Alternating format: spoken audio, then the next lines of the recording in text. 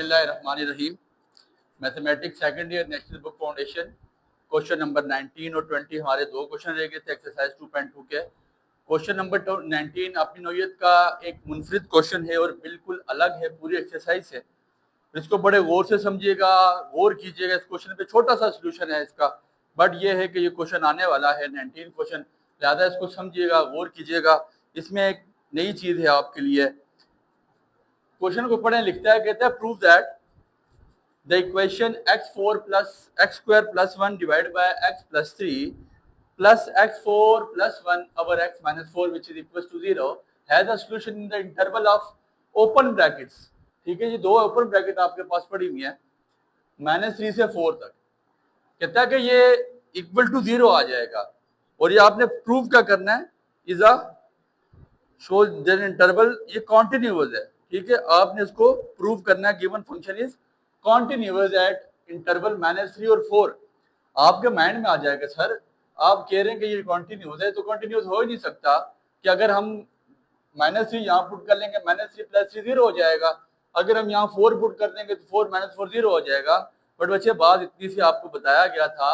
कि जब close interval होते हैं, जब क्लोज ब्रैकेट राउंड ब्रैकेट डाली जाती है तो फिर -3 और 4 इंक्लूड नहीं होता,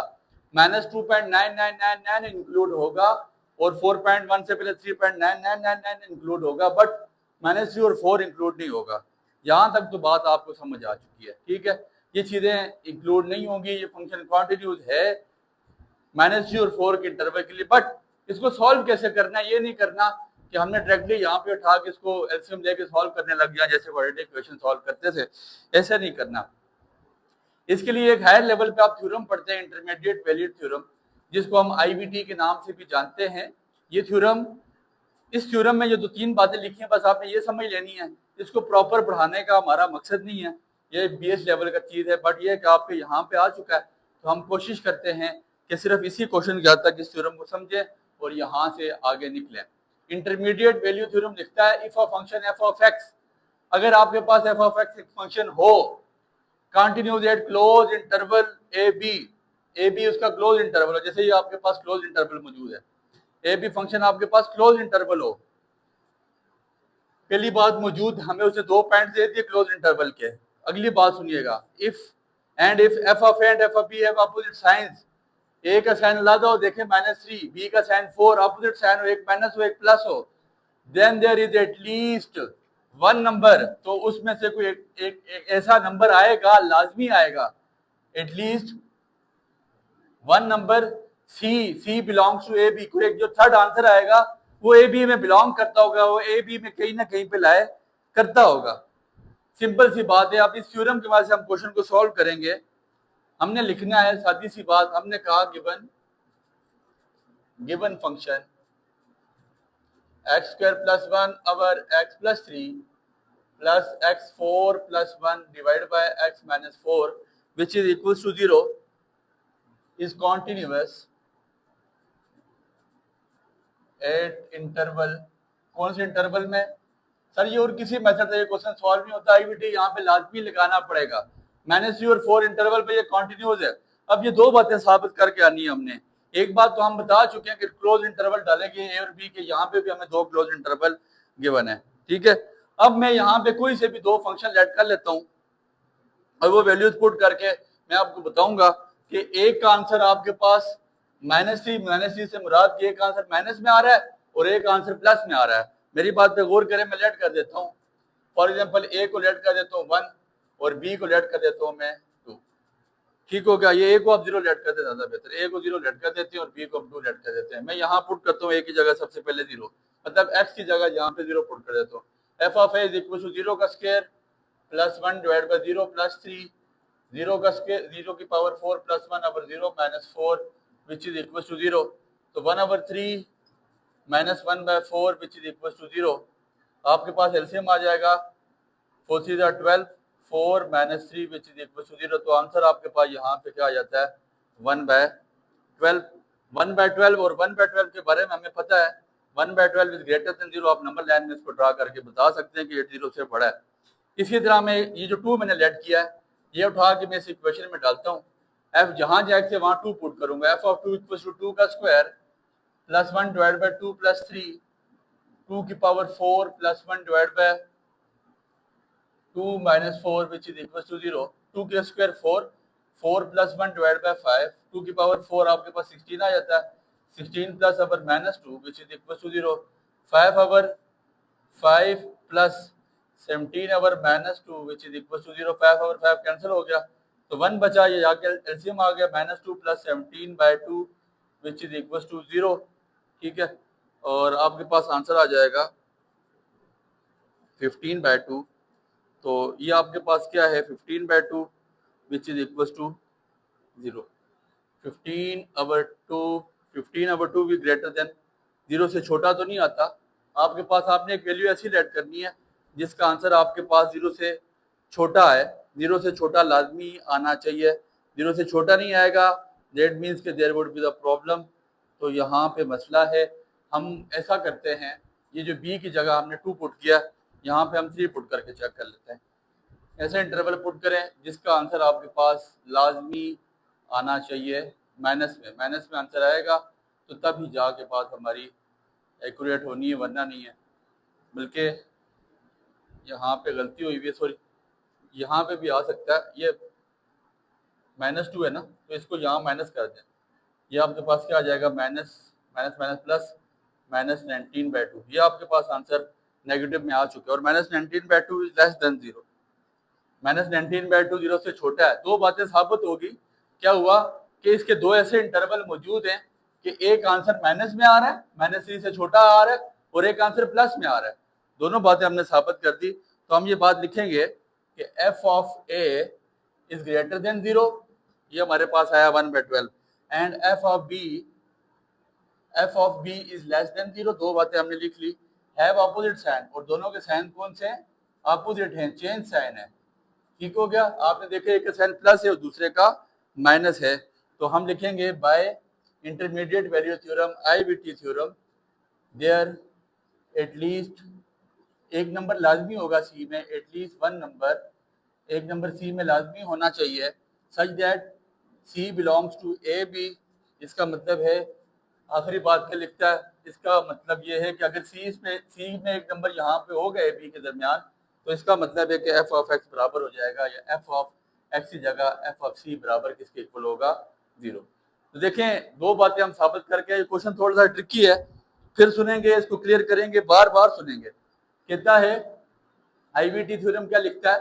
कि पहली शर्त आपके पास एक क्लोज इंटरवल होना चाहिए ए बी के दरमियान, वो क्लोज इंटरवल मौजूद है हमारे पास। दूसरी शर्त कि अगर आपके पास ए और एफ ऑफ बी के अपोजिट साइन आ जाएंगे, there are at least one number, तो फिर उसमें एक नंबर लाजमी सी में बिलोंग करेगा, ठीक है। और फिर अगर वो नंबर बिलोंग करेगा तो हम ये कह सकेंगे कि यार f of c equal to 0 है। हमने खुद से दो नंबर लेट कर दिए, हमने कहा जी एक नंबर ए 0 रख लेते हैं और बी रख लेते हैं 2, ए पहले एक की जगह जहां जहां पे एक्स था वहां पे 0 पुट कर दिया, तो मेरे पास आंसर आ गया 1/12, 1/12 is greater than 0, positive number आ गया। तो मैंने कहा जी कि ये एक शर्त तो पूरी होगी कि एफ ऑफ ए का साइन पॉजिटिव है, फिर मैंने बी की जगह पुट किया, मतलब इसी इक्वेशन में 2 पुट कर दिया गया। जब जहां जहां 2 पुट किया तो मेरे पास आंसर आ गया -19/2, और वो लेस देन 0 था। मैंने कहा जी कि f of a is greater than 0 and F of b is less than 0, दोनों बातें लिखी कि दोनों के अपोजिट साइन है। अगर दोनों के अपोजिट साइन है तो फिर आईवीटी थ्योरम लगता है, इंटरमीडिएट वैल्यू थ्योरम लगता है, और वो ये बात लिखता है कि सी बिलोंग्स टू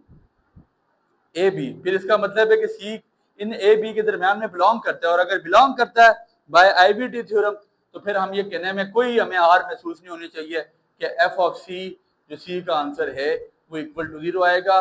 क्वेश्चन को लिखें, अपने पास नोट डाउन करें और सुनिए इसको दोबारा, बहुत काम का क्वेश्चन है, बट मैं समझ सकता हूँ कि थोड़ा सा ट्रिकी है, आप लोगों के लिए नई चीज है, बट उन्होंने क्वेश्चन 19-20 दोनों ऐसे क्वेश्चन दिए जो इंटरमीडिएट लेवल के तो कम से कम नहीं है, आपकी किताब में ये दिए गए हैं, बट अब क्या करें, बीएस लेवल के क्वेश्चन है और हमें भी करवाने पड़ेंगे और आपको भी करने पड़ेंगे, ठीक है। ये बहुत काम की बात है, इनको अपने पास लिखिएगा, नोट डाउन करिएगा। क्वेश्चन नंबर 20 लिखता है, 19 क्वेश्चन को हार्ड फेवरेट भी रखें, आ सकता है। प्रूव दैट आपके पास फंक्शन मौजूद है एफ ऑफ एक्स 1, और बोलता है एक्स क्या है आपके पास, रेशनल, और 0 के आगे सिचुएशन लिखता है एक्स क्या है, irrational. Prove that this function is discontinuous, ये फंक्शन आपके पास डिसकंटिन्यूअस होगा at every real number, at every real number, but does the graph of, अब इसका हम ग्राफ तो बना नहीं सकते, बताता हूँ क्यों, बट आपको सिंपल बना के बता दें कि व्हाट इज द ग्राफ, इसका ग्राफ क्या होगा, ग्राफ भी बताएं। देखिए दो बातें, सबसे पहले एक चीज याद रखें, दो रेशनल नंबर के दरमियान में ना, जैसे दो रेशनल नंबर है, फॉर एग्जांपल आपके पास number which are written in the form of p by q is called rational number, ठीक है। फॉर एग्जांपल 1/2 और 1/3 आपके पास रेशनल नंबर है, दो रेशनल के दरमियान में एक इर्रेशनल नंबर लाजमी होता है, ये याद रखिएगा, ये सिचुएशन आपने माइंड में रखनी है कि दो रेशनल नंबर के दरमियान एक इर्रेशनल नंबर हर सूरत होता है और वो होगा। अगर दो रेशनल के दरमियान एक रेशनल नंबर मौजूद है तो हम सिचुएशन क्या बनाएंगे,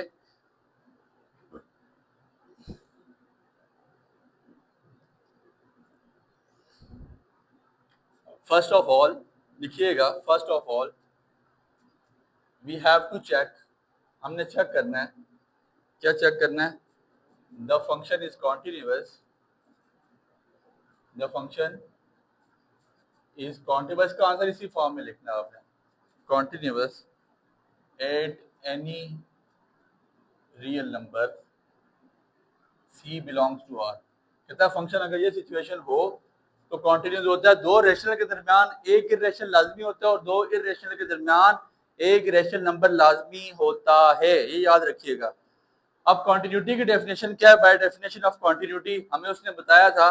कि limit x approaches to c f of x which is equal to f of c, मतलब लेफ्ट हैंड लिमिट बराबर आनी चाहिए left hand right hand limit की, और वो बराबर आनी चाहिए आपके पास कांस्टेंट लिमिट के, ठीक है। Take any real number c, कोई भी सी आप रियल नंबर ले लें और अज्यूम करें as x approaches to c if x is, अगर x आपके पास रैशनल है, इफ x इज रैशनल